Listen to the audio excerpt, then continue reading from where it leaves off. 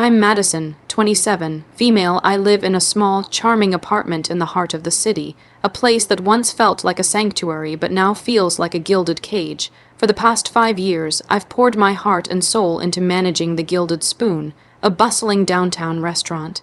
My life was a whirlwind of inventory sheets, staff schedules, and the intoxicating aroma of gourmet food. A life I thought I was building with my husband, Ethan. Our story was supposed to be a simple one, two people in love, working hard to build a future together.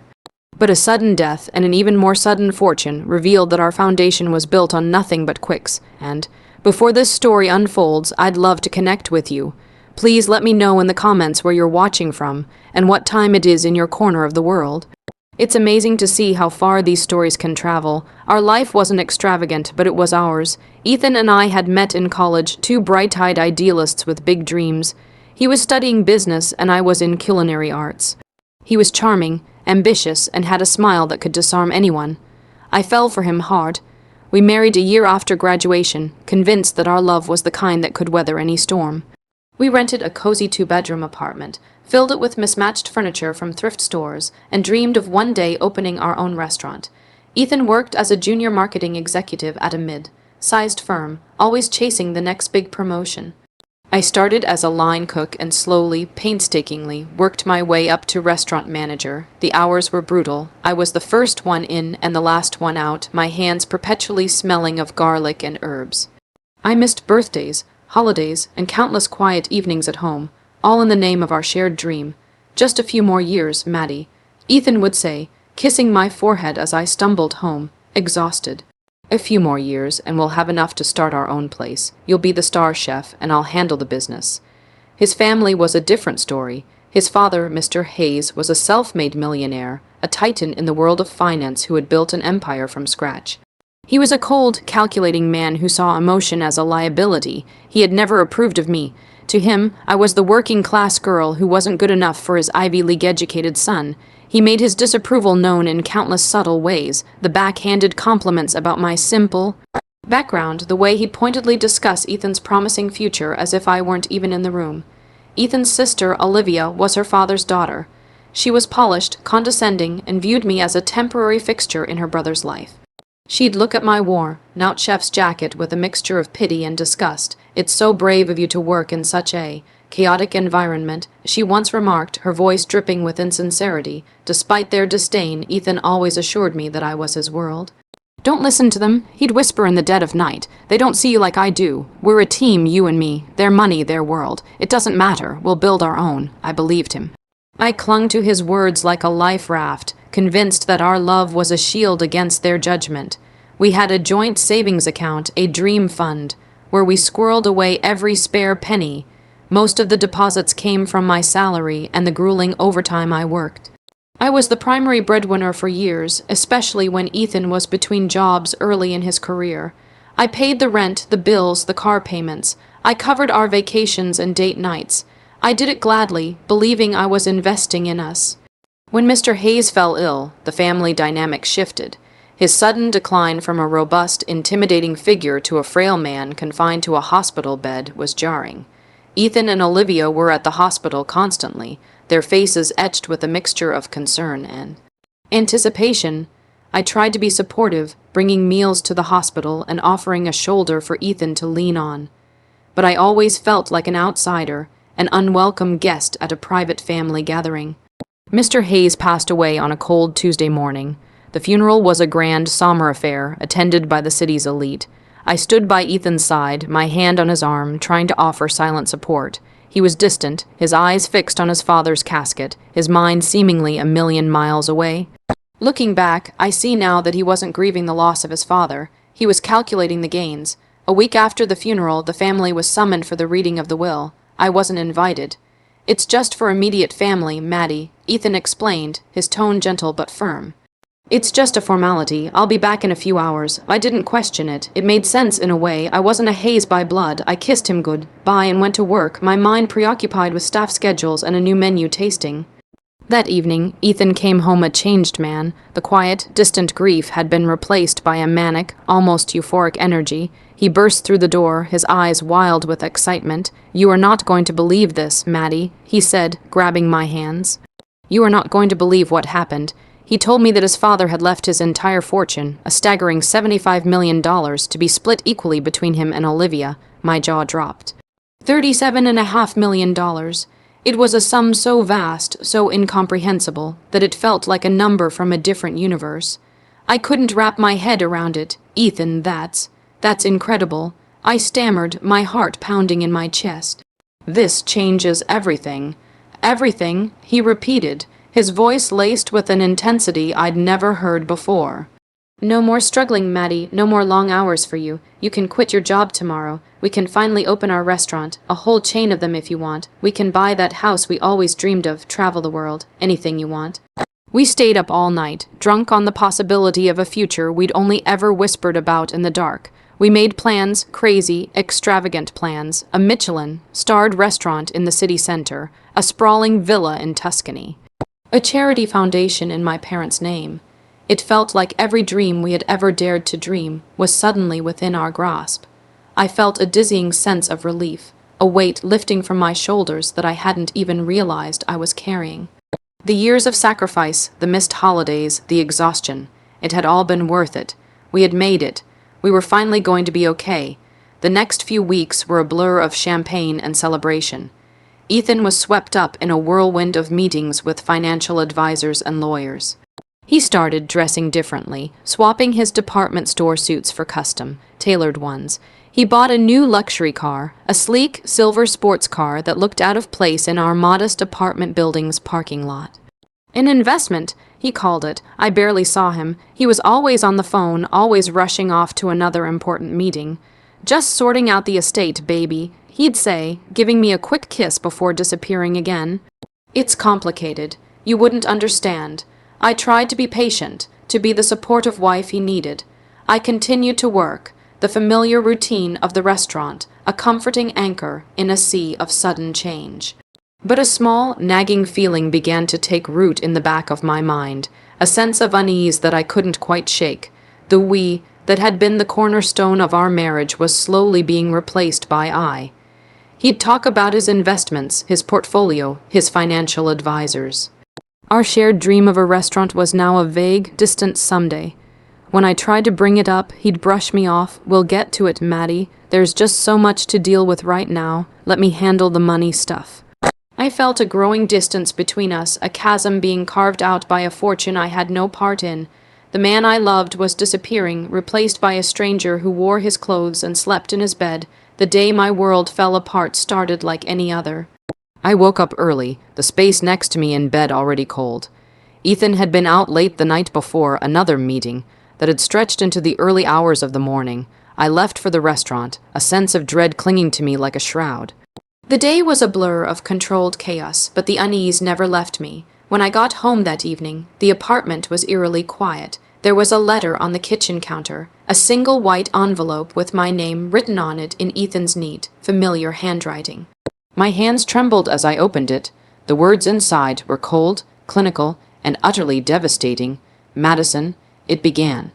"I'm sorry it has to be this way. I've moved out. My lawyer will be in touch regarding the divorce proceedings. I've found that my life is moving in a new direction, and unfortunately, that direction doesn't include you. The funds in our joint account have been transferred. I wish you the best." I read the letter again and again, the words blurring through my tears. It didn't make sense. Moved out, divorce, a new direction. We had just been planning our future. We were supposed to be a team. I ran to our bedroom, my heart hammering against my ribs. His closet was empty, his drawers were bare, his side of the bathroom sink was wiped clean as if he had never been there at all. It was a systematic, calculated erasure. He hadn't just left, he had expunged himself from our life. Panic set in. I grabbed my phone and tried to check our joint savings account, the dream fund that held years of my hard-earned money. The app wouldn't load, account not found. I called the bank, my voice shaking. A polite, detached voice on the other end of the line informed me that the account had been closed that morning. The entire balance, over $60,000, the majority of which I had deposited myself, had been transferred to a private account in Ethan's name only.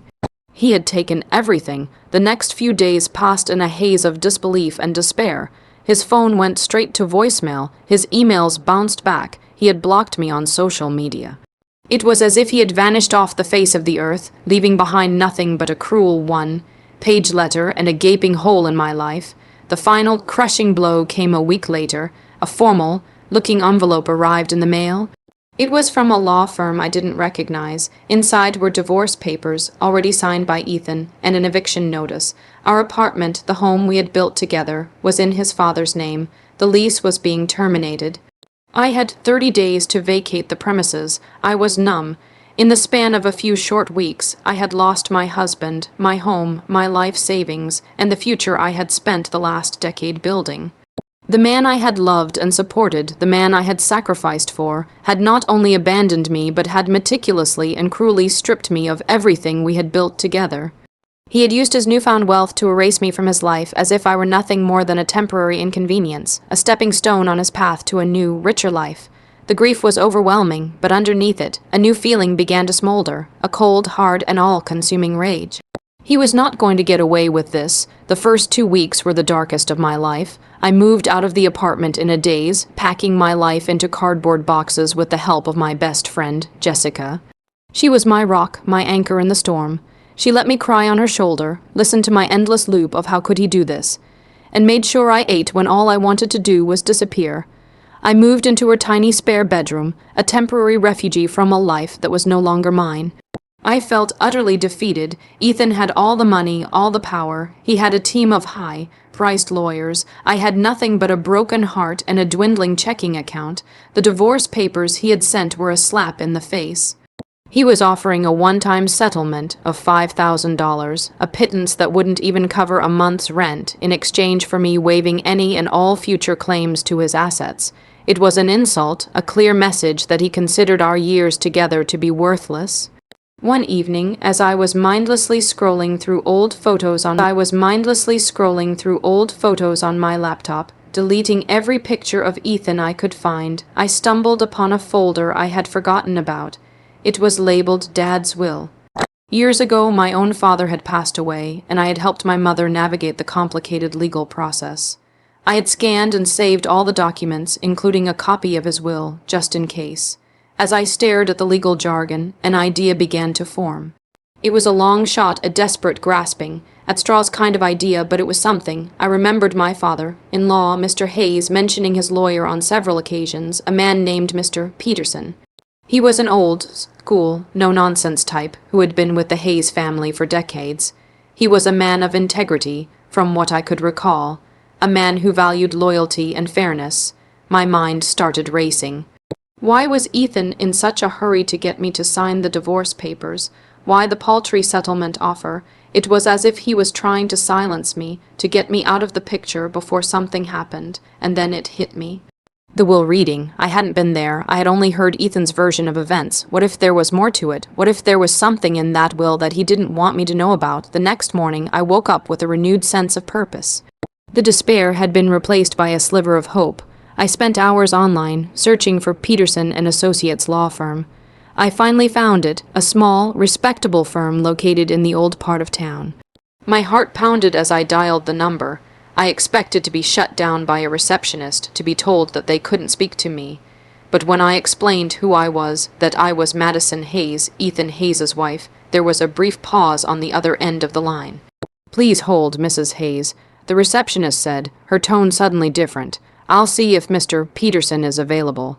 A few moments later, a deep, gravelly voice came on the line. "Mrs. Hayes, this is Arthur Peterson. I must say, I'm very glad you called. I was beginning to worry. Your husband informed me that you were unwell and traveling out of the country. He said you would be unreachable for some time." The blood drained from my face. Unwell, out of the country. The lies Ethan had told were more audacious than I could have imagined. "Mr. Peterson," I said, my voice steady despite the tremor in my hands. "That is not true. I am in the city, and I am perfectly fine. I believe my husband has been dishonest with you, and I need to know what was in his father's will. I need to know everything." There was a long silence on the other end of the line. I could hear the faint sound of papers rustling. Mrs. Hayes, Mr. Peterson said finally, his voice heavy with a gravity that sent a chill down my spine. I think it's best if you come to my office. There is indeed something you need to see. Can you be here tomorrow at 10? I walked into Mr. Peterson's office the next morning feeling a mixture of terror and determination. The office was exactly as I had imagined it. Walls lined with leather-bound books, heavy mahogany furniture, and the faint smell of old paper and polish. Mr. Peterson was a kind-faced man in his 60s, with sharp, intelligent eyes that seemed to see right through me.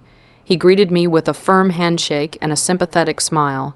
"Mrs. Hayes, please have a seat," he said, gesturing to a plush leather chair opposite his desk. "I'm very sorry for your loss, and I am even more sorry for the deception you have been subjected to." He slid a thick document across the desk towards me. It was a copy of Mr. Hayes's last will and testament.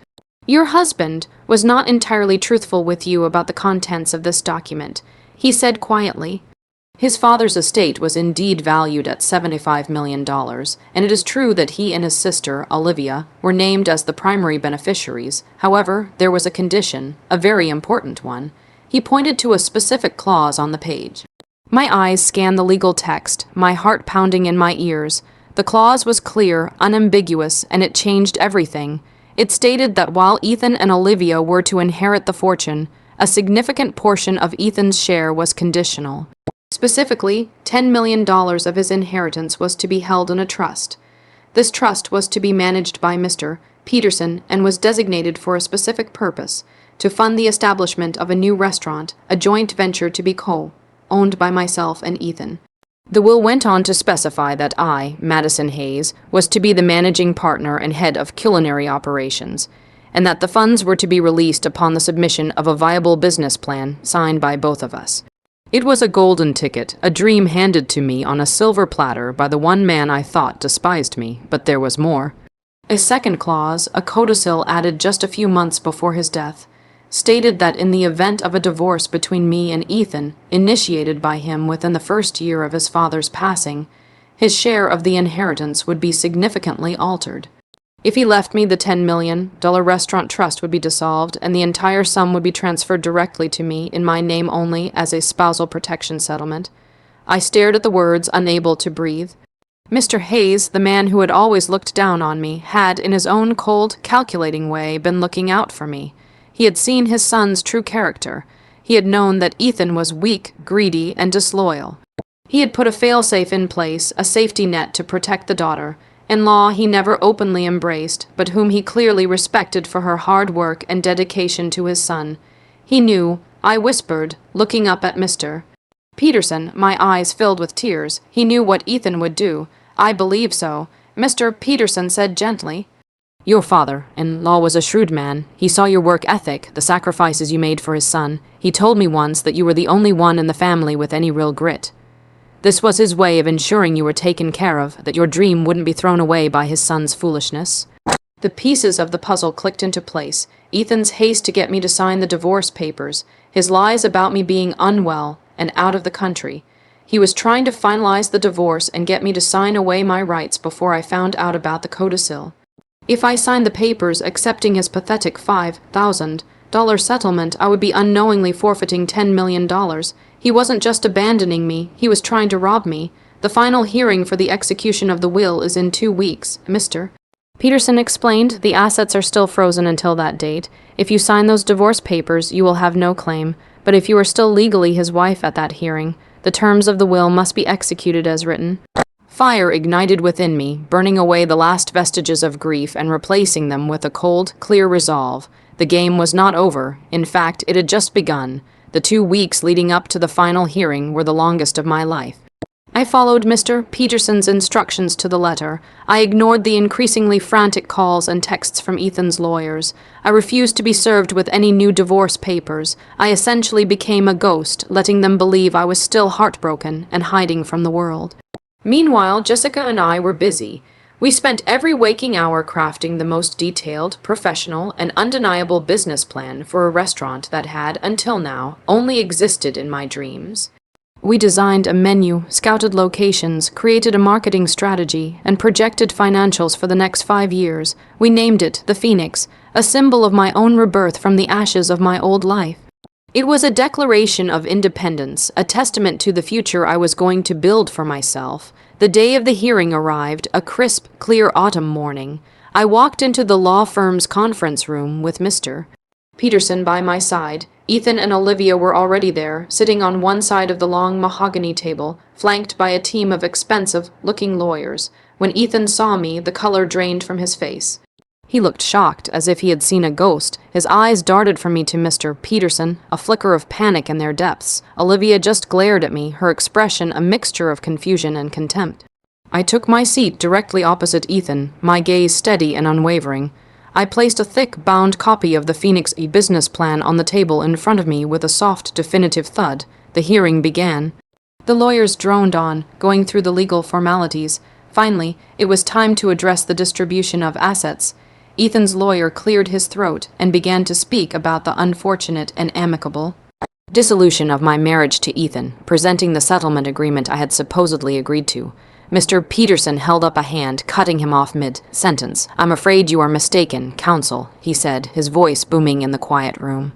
"There has been no divorce. Mrs. Hayes is here today as a primary conditional beneficiary of her father-in-law's will."